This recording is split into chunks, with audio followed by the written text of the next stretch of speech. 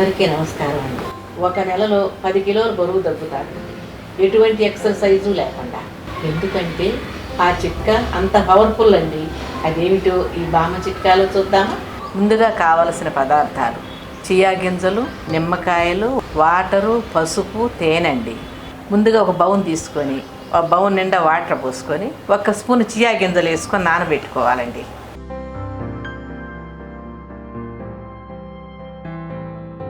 ఒక గంట నానాలండి. ఇదిగో ఇలా అవుతాయి. ఇప్పుడు ఒక అర గ్లాసు వాటర్ తీసుకొని ఈ నానబెట్టిన చియా గింజల్ని అందులో వేయాలండి.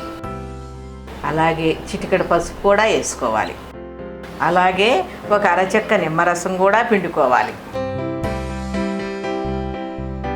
అలాగే 1 స్పూన్ తేనె కూడా వేసుకొని బాగా కలుపుకోవాలండి.